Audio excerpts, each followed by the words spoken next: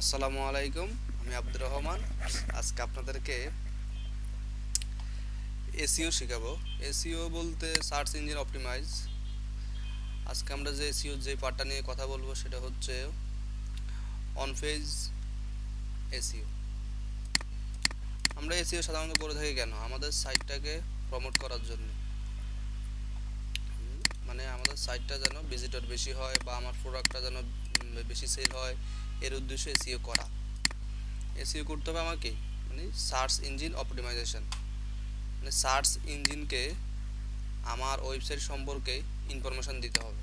আমার ওয়েবসাইটটাকে অপটিমাইজ করা লাগবে, যে কীভাবে আমার ওয়েবসাইটের কন্টেন্টগুলা বা কোডগুলা বা বিভিন্ন ট্যাগগুলা কীভাবে সার্চ ইঞ্জিন বুঝবে যে আমার ওয়েবসাইটটা এসইও ফ্রেন্ডলি হয়েছে কি না, বা সার্চ ইঞ্জিনকে কীভাবে মানে দেখাবো আর কি আমার সাইটটা। সার্চ ইঞ্জিনের সাথে পরিচিত করে দেওয়ার জন্য সার্চ ইঞ্জিনের ওয়ার্ল্ডে অনেক সার্চ ইঞ্জিন আছে, তার মধ্যে যে সার্চ ইঞ্জিন নিয়ে সবাই কাজ করে বা এসইও করে সেটা হচ্ছে গুগল। আর নেক্সটে যারা যেই সার্চ ইঞ্জিনটা সেটা হচ্ছে ইয়াহু। ইয়াহু আর এমএসআই, ইয়াহু এবং বিং সেম ডাটাবেজ নিয়ে কাজ করে, আর গুগল তার এক্সট্রা ডাটাবেজ নিয়ে কাজ করে। তার মানে আমরা বলতে পারি যে সার্চ গুগল একটা সার্চ ইঞ্জিন, ইয়াহু এবং বিং আর একটা সার্চ ইঞ্জিন। তো আমরা আসলে গুগল নিয়ে কাজ করব, তো গুগলের সবচেয়ে বেশি কিছু নিয়ে আলোচনা করব আর কি। তো এর জন্য যেটা হয়েছে করতে হবে, সার্চ ইঞ্জিনটা আমাদের বুঝতে হবে আর কি। সার্চ ইঞ্জিনটা কী, সার্চ ইঞ্জিনটা কী সেটা আমি আগে বললাম, যে সার্চ ইঞ্জিন হচ্ছে আমার ওয়েবসাইটটাকে প্রমোট করা লাগবে আর কি। বিভিন্ন সার্চ ইঞ্জিনে যেন ভিজিটর সার্চ ইঞ্জিনে সার্চ করেই যেন আমার ওয়েবসাইটটা সার্চ ইঞ্জিনে ফার্স্ট 10 পেজে বা ফার্স্টে আসে। তার জন্য যা যা করা দরকার আর কি, অন পেজে সব কিছু স্টেপ বাই স্টেপ আমি দেখাবো আর কি আজকে।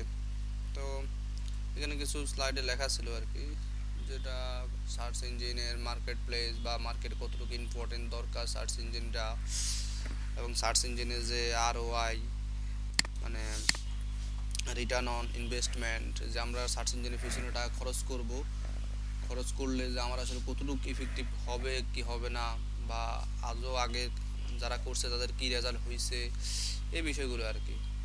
মূলত সার্চ ইঞ্জিন করলে আপনার টাকা কম লাগবে, তারপরে ইফেক্টিভ হবে অনেক বেশি, এগুলো আমরা সবাই মূলত বুঝি আর কি। তো ফার্স্টে আমাদের যে জিনিসটা করতে হবে, র্যাঙ্কিং ফ্যাক্টর। র্যাঙ্কিং ফ্যাক্টর বলতে আমার অন পেজে আমরা যে কাজগুলো করবো আর কি সাধারণত, বা আমরা করতে পারি সার্চ ইঞ্জিনের জন্য, সেটা হচ্ছে major, title tag, header tag, all tag বলতে আমার ইমেজের নেম, মানে ইমেজ ট্যাগ যখন ইউজ করি তার সাথে একটা অল ট্যাগ ইউজ করা লাগে। ওই অল ট্যাগের ভিতরে আমি ইমেজের নামটা দিব, তারপর সার্চ ইঞ্জিন আমার ইমেজটাকে ওই নামে সে তার ডাটাবেস সেভ করে রাখে। দেন পরবর্তীতে কেউ যেন মনে করেন যে আব্দুর রহমান সুমন লিখে সার্চ দিল, অটোমেটিকলি আমার ওয়েবসাইট থেকে আমার ছবিটা চলে আসলো, লাইক দিস। তো দেন কন্টেন্টটা এখানে তিনবার লেখার কারণ হচ্ছে কন্টেন্ট হচ্ছে মেজর। একটা ওয়েবসাইটের জন্য কন্টেন্ট হচ্ছে মেজর, কারণ কন্টেন্টে 80% ডাটা থাকে। সো আমাকে কন্টেন্ট যখন আমি লিখবো বা বডিতে দিব, তখন আমার মাথায় রাখতে হবে কন্টেন্টের সাথে কী কী মিলতে হবে। আমার টাইটেল মিলতে হবে, হেডার মিলতে হবে, অল ট্যাগের ইমেজ নেমটা যেন থাকে আমার কন্টেন্টের ভিতরে, ইউআরএল এর নেমটার সাথে যেন রিলেট থাকে আমার কন্টেন্ট। এই জিনিসগুলো যদি মিল থাকে, দেন আমার কি গুগল বা অন্যান্য সার্চ ইঞ্জিনগুলো তাদের ডাটাবেজে সুন্দরভাবে সাজিয়ে নিতে পারবে। এই কারণে আমরা কন্টেন্ট যখন লিখবো তখন মাথায় রাখতে হবে, কন্টেন্ট বলতে আর্টিকেল আর কি, বা একটা পোস্ট বলতে পারেন, আর্টিকেল বলতে পারেন, বা একটা পেজের বডিতে যা আমরা লিখি আর কি, যে ভাষায় বলেন, এটা হচ্ছে কন্টেন্ট। এটা আমার সাথে কি আবারও বলছি, title, header, alt name, URL, এগুলোর সাথে মিল থাকতে হবে। এবং আমি যে কিওয়ার্ডগুলো ইউজ করব ওই পেজের জন্য, এবং ওই পেজের ডেসক্রিপশান, এইগুলোর সাথে কি রিলেভেন্ট থাকা লাগবে। রিলেভেন্ট, যেটা গুগলের একটা রুল আছে, 4%, মিনিমাম 4% রিলেভেন্ট হইতে হবে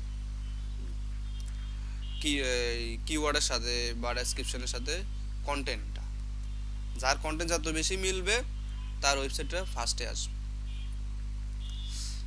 আচ্ছা, এরপর হচ্ছে হাইপার লিঙ্ক। হাইপার লিঙ্ক বলতে এটা আমরা সবাই HTML যারা মোটামুটি জানে তারা সবাই বুঝি যে হাইপার লিঙ্ক কীভাবে দিতে হয়। হাইপার লিঙ্কে যে ট্যাক্সটা ইউজ করবো আর কি, সেই ট্যাক্সটা মানে পেজে, মূল কথা হচ্ছে আমার পেজে হাইপার লিঙ্ক থাকা লাগবে। এখন সেটা ইনবাউন্ড হইতে পারে, আউটবাউন্ড হইতে পারে। ইনবাউন্ড আউটবাউন্ড বলতে হচ্ছে কি, আমার নিজের পেজও হইতে পারে বা আদার্স অন্য কোনো ডোমিনের হইতে পারে। নিজের পেজের একটা লিঙ্ক দিতে পারি আমরা, নিজের আদার্স পেজের একটা লিঙ্ক দিয়ে দিলাম পিছনে। এখন গুগল বলতেছে যে গুগলের মানে আদার ডোমিন বা নিজের ডোমিনের লিঙ্ক ইউজ করার একটা রুল আছে, সেটা হচ্ছে নিজের যখন ইউআরএল ইউজ করবেন মানে ইনবাউন্ড ইউআরএল, তখন আপনি কী করবেন মানে ইন্টারনাল ইউআরএল, এটার জন্য আপনি ডু ফলো দিতে পারেন বা কোনো ফলোই নাই দিবেন, এটা একটা নাই ইউজ করবেন, তখন কোনো সমস্যা নাই। গুগল আপনার লিঙ্কটা আপনার ডাটাবেসে সেভ করে রাখবে আপনার নামে, আপনার ডোমিনের আন্ডারে। বাট যখন আদার ডোমিনের ইউআরএল এখানে দিবেন আপনার পেজে, তখন আপনার মাথায় একটা জিনিস থাকা লাগবে যে ওই ডোমিনের ওই পেজে আপনার ইউআরএলটা আছে কিনা। যদি দেখেন যে কোনোভাবে সম্ভব না যে ওনার ওই ডোমিনে আপনার লিঙ্ক দেওয়া, তাহলে আপনাকে একটা ট্যাগ ইউজ করা লাগবে, REL ইকুয়ালস নো ফলো। মানে এর মানে হচ্ছে কি, সার্চ ইঞ্জিনকে বলা হচ্ছে যে আদার্স মানে এক্সটার্নাল ইউআরএল বা আউটডোর ইউআরএলগুলা যেন সে তার ডাটাবেসে সেভ না করে, নো ফলো করে, মানে কোনো ফলো যেন না করে ওই লিঙ্কগুলা। এই কারণে আমরা আসলে ডু ফলো এবং নো ফলো ট্যাগ ইউজ করি আর কি। এখন আপনি যদি আপনার সাইডে অনেক বেশি হাই ফিয়ারের সাইটগুলোর লিঙ্ক দিয়ে দিলেন, বাট আপনার সাইডের লিঙ্ক ওই ফিয়ারগুলোতে ওই সাইটগুলোতে নাই, তাহলে কি হবে, গুগল আপনাকে র্যাঙ্কিং কমাই দেবে। এই হলো র্যাঙ্কিং ফ্যাক্টর। তারপর একটা জিনিস হচ্ছে কিওয়ার্ড ফ্রিকোয়েন্সি বা ডেনসিটি বলতে কি বোঝাচ্ছে, মানে কিওয়ার্ড আসলে আমরা কতটুকু ইউজ করতে পারবো, ওই কিওয়ার্ডটা আমার কন্টেন্ট টাইটেলের ভিতরে কতটুকু মানে মিল থাকবে আর কি, ওটাই বললাম। তার আগে একবার 4% মানে মিল থাকতে হবে মিনিমাম। ওই হিসাবে মানে কন্টেন্ট যেগুলো আমরা লিখতেছি ওই হিসাবে আমার কিওয়ার্ডটা দিতে হবে। তখন কি সুবিধা হবে, সার্চ ইঞ্জিনগুলো আমার টাইটেল, কিওয়ার্ড এবং কন্টেন্ট নিয়ে সে তার ডাটাবেস সেভ করে রাখবে। কেউ যদি সার্চ ইঞ্জিনে ওই কিওয়ার্ড লিখে সার্চ দেয়, যেন আমার সাইটটাই ফার্স্টে আসে। এই হচ্ছে just on page factor. On পেজের ভিতরে যখন আমরা কাজ করবো, তখন এই জিনিসগুলো মনে রাখা লাগবে, যেন আমার হেডার ট্যাগ থাকেই, মানে হেডার ট্যাগগুলো 1 2 3 4 5 6, মানে এর মাঝে যেন হেডার ট্যাগ থাকে, যে কোনো একটা থাকতে হবে হেডার ট্যাগ। টাইটেল তো সুন্দরভাবে লিখতে হবে। টাইটেল আসলে আপনার পেজের টাইটেলের কতগুলো মানে ক্যারেক্টার হবে, সেটা সার্চ ইঞ্জিনদের রুল আছে। ক্যারেক্টারের জন্য 60 থেকে 70 ওয়ার্ড, 60 থেকে 70 ক্যারেক্টার লিখতে পারবেন। ডেসক্রিপশন যখন লিখবেন, তখন 160 থেকে 170 ক্যারেক্টার লেখা লাগবে। এই আর কোনো রুল নাই। টাইটেল এবং ডেসক্রিপশন। কিওয়ার্ড, হ্যাঁ কিওয়ার্ড একটা রুল আছে, সেটা হচ্ছে আপনি কিওয়ার্ড 30-40 এর মিনিমাম সর্বোচ্চ দিতে পারবেন আর কি। এতটুকু হইলে মানে সার্চ ইঞ্জিনগুলা মোটামুটি আপনার ডাটাবেসে সেভ করে রাখে আর কি। 30-40টা কিওয়ার্ড এর উপরেগুলো সেভ করে রাখে না। আচ্ছা, আমাদের অন পেজ ফ্যাক্টর এটাতে শেষ। এখন বাকিটা আমরা একটু অফ পেজে কি জিনিস আছে। অফ পেজে কাজ একবারে কম, এবং কাজ কম বাট কাজ অনেক দিন থেকে করতে হয়। এই কারণে এসইওর মেজর কাজ হচ্ছে অফ পেজ। অন পেজে বেশি কাজ করা যায় না, অল্প একটু কাজ করা লাগে। আর অফ পেজে সবচেয়ে মেজর কাজ। অফ পেজে আপনি কি বলতে, লিঙ্ক পপুলারিটি মানে কি, লিঙ্ক পপুলারিটি কি, লিঙ্ক এক্সচেঞ্জ করা, মানে আপনার লিঙ্কটা যত বেশি ডোমিনের সাথে পরিচিত করাই দিতে পারবেন, ততই আপনার ভালো। তখন কি গুগল যখন বা কোনো সার্চ ইঞ্জিন যখন দেখবে যে না এই ডোমিনের ব্যাক লিঙ্ক অনেক আছে, তখন তাকেই সবার আগে তার ডাটাবেসটাই সবার আগে নিয়ে আসবে। এবং অ্যাঙ্কর ট্যাক্স তো এটা লাইক হাইপার লিঙ্কের মতোই, যেটা হচ্ছে আপনি বিভিন্ন সাইটে যাবেন, ব্লগ সাইটগুলোতে যাবেন, ফোরাম সাইটগুলোতে যাবেন, বুকমার্ক সাইটগুলোতে যাবেন, যখন সাইটে সাবমিট করবেন কোনো একটা আর্টিকেল, ওই আর্টিকেলে আপনার লিঙ্কটা মানে একটা লেখার এগেইনস্টে আপনি একটা কি হাইপার লিঙ্ক ইউজ করলেন, এখানে একটা অ্যাড্রেস লিখে দিলেন, লাইক কি www. google.com। এখন এর মানে হচ্ছে কি, এর পিছনে একটা লিঙ্ক আছে, যেটা হচ্ছে হাইপার লিঙ্ক ইউজ করা হয়েছে, হাইপার ট্যাগ ইউজ করা হয়েছে। এখন উপরে যে লেখাটা আছে এটাকে বলা হয় অ্যাঙ্কর ট্যাগস, মানে এই লিঙ্কের পিছনে অ্যাঙ্কর আছে, মানে লিঙ্ক আছে, এটুকুই, আর কিছু না। তো এই কাজটা অনেক দিন ধরে, প্রায় যখন 3 থেকে 6 মাস করবেন তখন আপনার আউটপুটটা আসবে আপনার। আর অন পেজের আউটপুটটা আপনি এই রিয়েল ডোমিন হইলে 1-2 ঘন্টার ভিতরে পেয়ে যাবেন অন পেজ আউটপুটটা। ওটা মানে অত বেশি সময় লাগে না। আবার যখন অফ পেজ করবেন তার জন্য অনেক সময় লাগবে। মানে যেটা রুল হচ্ছে মিনি 8 সপ্তাহ থেকে 28 সপ্তাহ পর্যন্ত একটা রুলস আছে গুগলের। আর এমনি অন পেজ সবাই জানে, অন পেজ যখন করতে হয় তার 3 মাস আর 6 মাস পর আউটপুট আসে, এটা সবাই জানে, নতুন কিছুই না। এখানে সার্চ ইঞ্জিনগুলোর স্ট্যাটিস্টিক দেওয়া আছে যে কে কেমন সার্চ করে। এখানে আমাদের সার্চ ইঞ্জিনগুলোর দেখতে হয় আর কি, কম্পিটিটরগুলো আসলে চেক করতে হবে। আপনি যে কিওয়ার্ড ইউজ করছেন ওই কিওয়ার্ডগুলো অন্য কোন সাইডে ইউজ করে আছে, এবং ওই সাইড ইউজ করার মাঝেতে এখন আপনার কি প্রবলেম হচ্ছে, আপনি এখন ওই কিওয়ার্ডগুলো চেঞ্জ করে অন্য কিওয়ার্ড ইউজ করতে হবে। এগুলা কিওয়ার্ড অ্যানালাইজ করা সবচেয়ে মেজর বিষয়। এসইওর মেইন কাজ হচ্ছে যখন আপনি কিওয়ার্ড ইউজ করবেন ওই কিওয়ার্ডের র্যাঙ্ক দেখতে হয়। তো একদিন আমরা দেখব সব কিওয়ার্ড কীভাবে অ্যানালাইজ করা লাগে, কম্পিউটারের কিওয়ার্ড কোনটা ইউজ করছে, আমি কোনটা ইউজ করলে আমারটা ফার্স্টে আসবে, বেনিফিট হবে, এগুলো পরে আমরা একদিন দেখব। আর এরপরের একটা জিনিস সেটা দেখাচ্ছি, সার্চ ইঞ্জিন কীভাবে কাজ করে সেটা আমি এর আগে অনেকবার বললাম। এটা সার্চ ইঞ্জিন হচ্ছে কি, এক ধরনের প্রোগ্রাম আছে, ওই প্রোগ্রামটা বুটস বলে বা স্পাইডার বলে, বিভিন্ন সার্চ ইঞ্জিন বিভিন্ন নাম দিয়ে বলা থাকে। এগুলোর কাজ কি, সার্চ ইঞ্জিনের কাজে হচ্ছে যে সাইট থেকে, মানে যে সাইডের কিওয়ার্ড লিখে সবাই সার্চ করে এবং ওই সাইটে ভিজিট করে, তখন কি সাথে সাথে একটা করে বোর্ড যায় ওই ওয়েবসাইটে যাওয়ার পর ওই ওয়েবসাইটে যত ডাটা আছে সবগুলো তার সার্চ ইঞ্জিনে নিয়ে আসে। এটুকুই হচ্ছে, এভাবে সার্চ ইঞ্জিন কাজ করে, আর কোনো কাজ নাই। তো এখন মানুষ সার্চ করে আপনার ওয়েবসাইটে যাবে, তার জন্য আপনাকে এসইও করতে হবে, অনেক কিছুই করতে হবে। এর জন্য সবগুলো সার্চ ইঞ্জিনের একটা ওয়েব মাস্টার আছে। ওয়েব মাস্টারের কাজ হচ্ছে যারা যারা ওই ওয়েব মাস্টারে ইউআরএল দিয়ে আসবে তাদের সাইটটাই আগে আসবে, আগে ভিজিট করবে, আগে ডাটাবেসগুলো কপি করে রেখে দেবে তাদের ডাটাবেসে। দেন যখন মানুষ সার্চ দিবে, ভিজিটর সার্চ দিলেই অটোমেটিক তাদের সাইটটাই সবার আগে আসবে।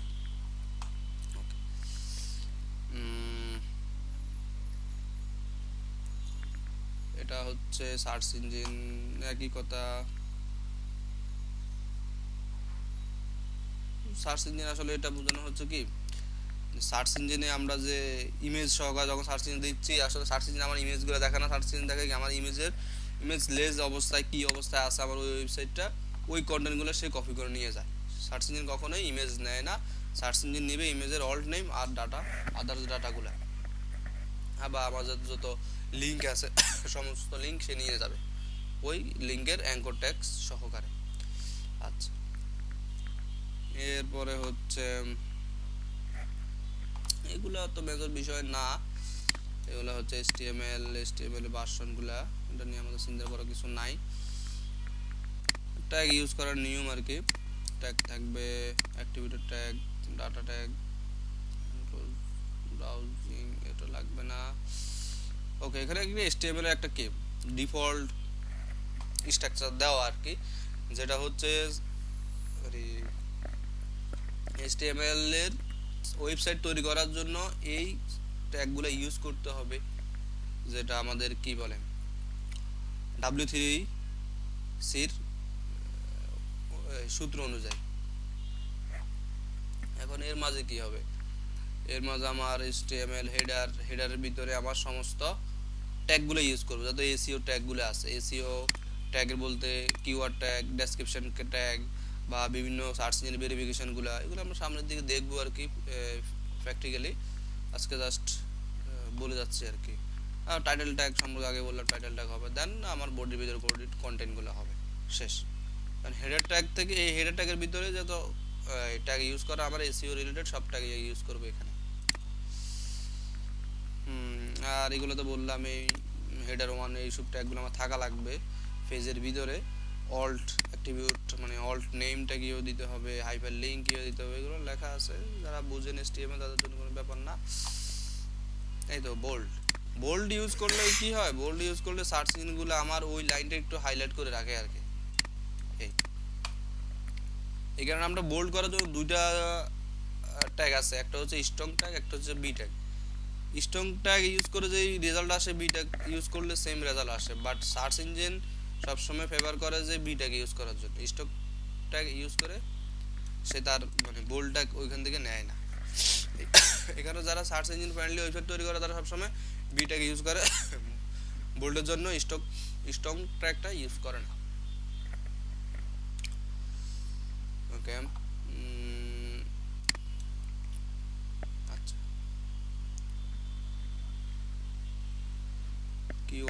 কিওয়ার্ড নিয়ে দেখতে হবে কোন পেজে এগুলো লেখা আছে, আমরা যাবো কিছুক্ষণ পরে কিওয়ার্ড অ্যানালাইজ করার জন্য।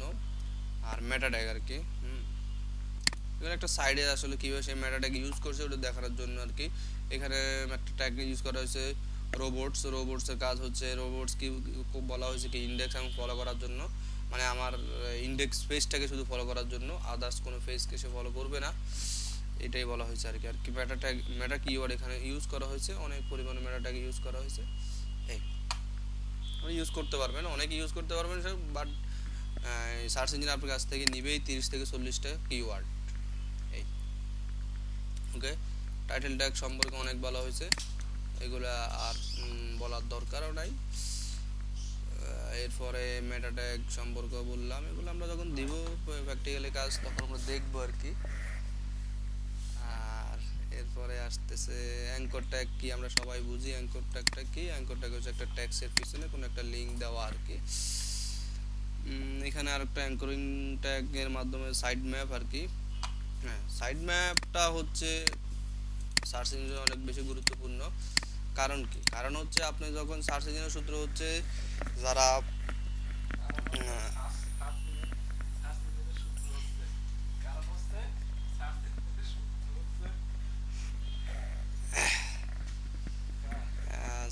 সাইড ম্যাপে আমরা কি করব, আমার সমস্ত ওয়েবসাইটে যতগুলো পেজ আছে সব পেজগুলো এবং কন্টেন্টগুলোকে লিঙ্ক আপ করে একটা পেজে সংযোগ করা। দেন আমি ওই সাইড ম্যাপ নামে যে পেজটা তৈরি করব, ওই পেজটাকে যখন আমি কোনো সার্চ ইঞ্জিনে সাবমিট করে আসব বা কোনো বুকমার্ক বা আদার্স কোনো সাইডে অ্যাড করে আসবো, তখন তাদের সার্চ ইঞ্জিন বা তাদের বুটসগুলো আমার সাইডে আসবে, দেখবে আমার ওই পেজের সমস্ত লিঙ্কগুলো তাদের ডাটা পেজে নিয়ে যাবে। এতে সুবিধা হবে কি, একটা পেজ পেস্ট করার সাথে সাথে আমার পুরো ওয়েবসাইটে সব কন্টেন্ট সার্চ ইঞ্জিনে চলে গেছে। এই কারণে সবাই সাইড ম্যাপ জেনারেট করে, সাইড ম্যাপের ইউআরএলটা বিভিন্ন সার্চ ইঞ্জিনের ওয়েব মাস্টারে মানে পেস্ট করে আসে আর কি, যেন তার সাইডে এসে তার ডাটাবেসগুলো কালেক্ট করে নেয়। এরপর হচ্ছে আচ্ছা, টেক্সট কন্টেন্ট সম্পর্কে বলছি অনেক, এগুলো বলা শেষ। ইমেজ কোড স্ট্রাকচার তো হতেই হবে, স্টেবল ব্যালেট ফরম্যাটে হইতে হবে, ট্যাগ এমনভাবে ইউজ করা যাবে না যেটা HTML কোডের ভিতরে পড়ে না। রেগুলার ডোমেইন ইনবাউন্ড লিঙ্ক সম্পর্কে আগেও বলা হয়েছে। ওকে, তো আজকে এখানে শেষ। আজকে নেক্সট ক্লাসে বাকিটা আমরা শিখবো আর কি।